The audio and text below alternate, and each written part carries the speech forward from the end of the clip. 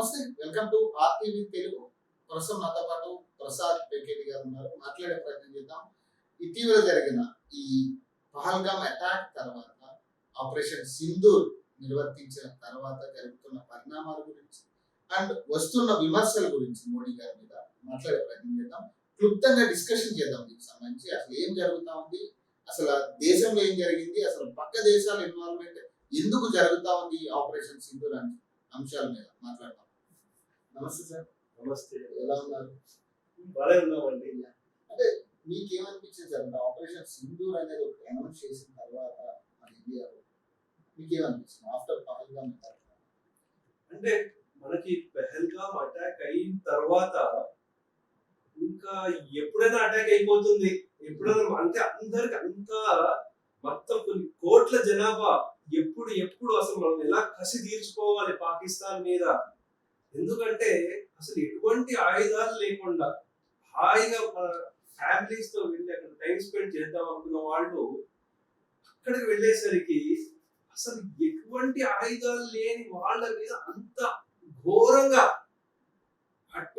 అది వర్ణనాతీతం. అది వాళ్ళని అలా జిప్పులు చూపించి అంజయించి వాళ్ళ చేత వాళ్ళ మీద అంత ఘోరంగా చేశారు. కసితో రగిలిపోతున్నారు భారతీయులందరూ. ఎప్పుడు అనుకున్నారు. 14 రోజులు పట్టింది. అంటే ఇంతవరకు ప్లానింగ్ చేశారు దాని గురించి అనుకోవాలి. అంటే మనకి ఎప్పుడైనా ఇంగ్లీష్ లో ఒకటి ఉంటుంది, మనకి నచ్చనిది మనకి బాధ కలిగినప్పుడు ఎప్పుడైనా సరే మనం జరిగినప్పుడు మనం ఇమీడియట్ గా రియాక్ట్ అవ్వకూడదు, కొంచెం సమయం తీసుకుని రెస్పాండ్ అవ్వాలి. సో ఆ విధంగా మన అంటే డిఫెన్స్ వరల్డ్ కానివ్వండి, రాజకీయంగా పొలిటికల్ ఎస్టాబ్లిష్మెంట్ అని కానివ్వండి, వాళ్ళు కలిసి సమాలోచన చేసి ఈ ఆపరేషన్ సింధూర్ అన్నారు. మధ్యరాత్రి ఎప్పుడైతే జరిగిందో రాత్రి తర్వాత 13-14 నిమిషాల్లో మొత్తం లేపడేశారు. వాళ్ళ టెర్రరిస్ట్ స్థావరాలు ఏవైతే ఉన్నాయో దాన్ని లేపేశారు. ఆపరేషన్ సింధూర్ అని కూడా పెట్టారు. అంటే మనకు చూసుకోవాల్సిన గొప్పతనం ఏంటంటే, ఆది పరాశక్తి స్త్రీలను మనం ఎప్పుడు ఎలా చూస్తామంటే ఒక శక్తి రూపంలో మనం చూస్తాము.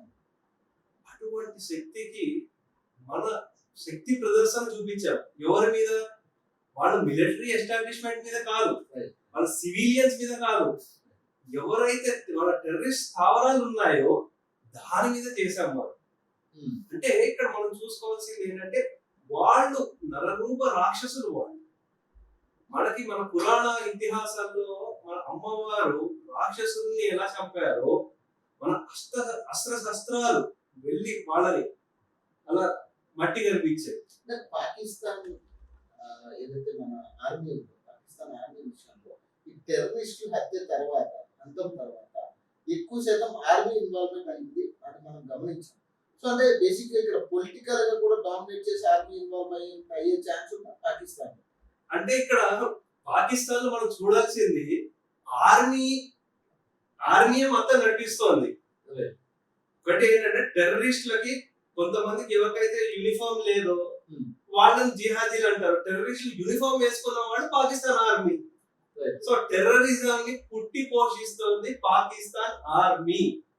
అది అయితే మనం చూసుకోవాల్సింది, మనం క్లియర్ మెసేజ్ చెప్పడం కూడా ఏం జరిగిందంటే, మాకు ఇలా జరిగింది, మీ టెర్రరిస్ట్ స్థావరాల మీద మేము చేశాం, అయిపోయింది అక్కడ మ్యాటర్.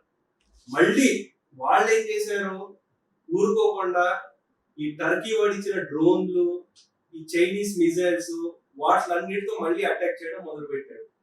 మనం చూస్తుంది ఏంటంటే, వాడు అక్కడ జైషే మొహమ్మద్, వాడు మసూద్ అజర్ ఎవరైతే ఉన్నాడో, మా ఫ్యామిలీ, వాడికి ఇప్పుడు ఫ్యామిలీ గుర్తొచ్చింది వాడికి. మా వాళ్ళు ఇంతమంది చంపేశారు, అంతమంది చంపేశారు, వాళ్ళందరూ కరుడు కట్టిన ఉగ్రవాదులు అండి వాళ్ళు. వాళ్ళ మీద యాక్చువల్ చెప్పాలంటే డానియల్ బర్ల్ వాడిని ఎప్పుడు ఇంత ఘోరంగా హత్య చేశారు జర్నలిస్టు. సో ఇటువంటి వాటికి ఏదో సంఘీభావం చూపించడానికి ఆర్మీలో పెద్దలందరూ వెళ్ళారు. ఇటువంటి వాళ్ళని ఎక్స్పోజ్ చేయడం జరిగింది. అయితే ఎప్పుడైతే ఫస్ట్ మనకి డ్రోన్ అటాక్ చేశారు, మొత్తం తిప్పి కొట్టారు. అంటే వాళ్ళు దేని అటాక్ చేశారో, మన మందిరాల్ని, గురుద్వారాల్ని, ఎక్కడెక్కడ మన ఇవి ఉన్నాయి వాటి మీద, సివిలియన్ మీద, జమ్మూ ప్రాంతంలో ఏ ఒక్కరికి ఎటువంటి క్యాజువాలిటీ లేకుండా తిప్పి కొట్టాం మనం. సార్ అంటే మీరు అన్నారు కదా మందిరాల మీద అటాక్ ఒక శివాలయం మీద అటాక్ చేసినప్పుడు దాని గోపురం కూడా పడిపోయిన పరిస్థితి మన జమ్మూ కాశ్మీర్ హిందూగా మీ రెస్పాన్స్ అంటే మనకి చూడాల్సింది ఏంటంటే అండి, మన చరిత్ర చూసుకుంటే కూడా ఎప్పుడైతే మన మందిరాల మీద అటాక్ జరుగుతాయో దానికంటే ఇంకా వైభవంగా మందిరాలు ఇంకా పైకి వస్తాయి. అంటే మనకి ఇప్పుడు ఇక్కడ సోమనాథ్ మందిరమే చూసుకున్నాం, ఎన్నిసార్లు దాన్ని కూల్చడం ప్రయత్నం చేశారో ఇంకా ఇంకా ఇంకా బ్రహ్మాండం పైకి వచ్చింది. అందు గురించి ఇదేం చేయలేదు, అయిపోయింది. కానీ మనం చూసుకోవాల్సింది మన వైష్ణవ దేవి టెంపుల్, మనకి అక్కడ మందిరం దాని మీద చేశారు. ఇవన్నిటిని ఎక్కడ ఏమి కాకుండా ఎటువంటి ప్రాణ నష్టం జరగలేదు, అన్నిటికీ ఈ డ్రోన్లతో తిప్పి కొట్టారు. గతంలో జరిగిన ఇన్సిడెంట్స్ అన్ని ఒక మొన్న జరిగిన పహల్గామ్ అంటే మీరు చెప్తా ఉన్నారు హిందువులని టార్గెట్ చేసి ఎందుకంటే అంత కుట్ర ఏంటి అంటే హిందువులని నాన్ ముస్లిమ్స్ అనేది ఇక్కడ నాన్ ముస్లిమ్స్ అందరినీ కూడా చంపడం మీరు ఏం చెప్తారు సార్? అంటే హిందూ ముస్లిం తేడా చూపించి చెప్పడం అనేది మీ అవగాహన. అంటే ఇప్పుడు మనం ఇక్కడ చూసుకోవాల్సింది పాకిస్తాన్ అసలు ఏం జరుగుతోంది. ఇప్పుడు పాకిస్తాన్ ఒక 4-5 భాగాలుగా వాళ్ళు ఆల్మోస్ట్ విడిపోయారు. ఒకటి బలూచిస్తాన్ ఒక ప్రాంతము, ఇంకో ప్రాంతం ఏంటంటే ఖైబర్ పస్తూన్లందరూ ఆఫ్ఘనిస్తాన్ వైపు వెళ్ళడము.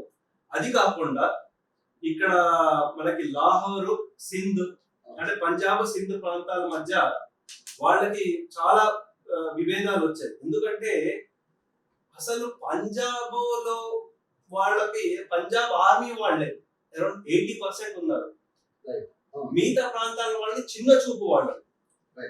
అలాగే పాకిస్తాన్ ఆక్యుపైడ్ కాశ్మీర్ ఉంది, మనకి ఎప్పుడైతే ఆర్టికల్ 370 ఎత్తేసారో అప్పుడు ఇక్కడి నుంచి మొత్తం ఆర్థికంగా వీళ్ళు చాలా మంది పురోగతి పొందారు.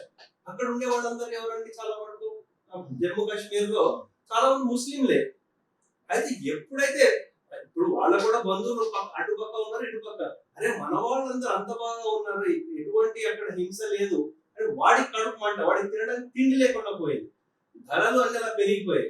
అంటే ఇప్పుడు ఇవన్నీ చెప్పే కారణం ఏంటంటే అంటే ఇంటర్నల్లీ వాడికి రెవల్యూషన్ స్టార్ట్ అవుతుంది పాకిస్తాన్.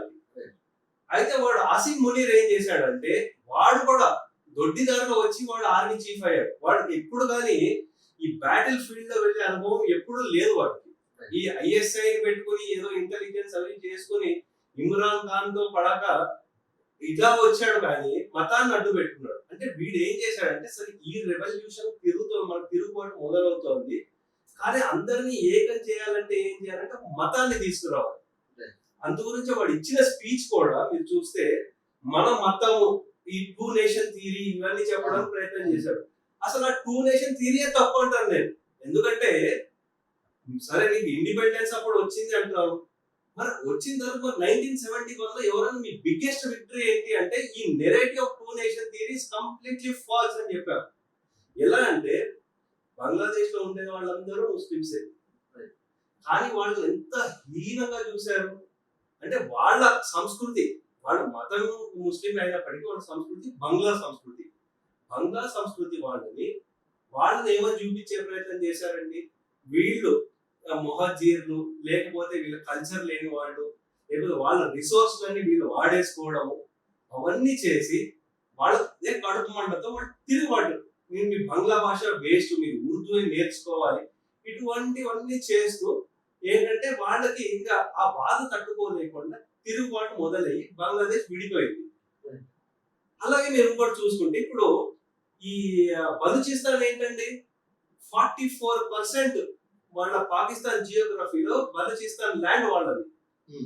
యాక్చువల్గా oil and gas 40% of Pakistan supply చేసేది వీళ్ళే, బలూచిస్తాన్ ప్రాంతమే. కానీ ఒక గ్యాస్ కనెక్షన్ 17% ఉన్నాయి. అంటే వీళ్ళ రిసోర్స్ అన్ని ఎటుపోతున్నాయి అటుపోతున్నాయి.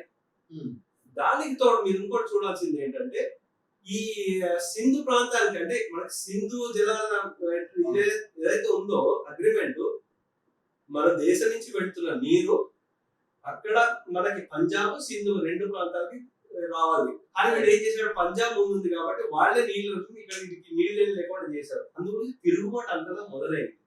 అందు గురించి వీడు మతాన్ని తీసుకురావడం, ఇది చేశాడు.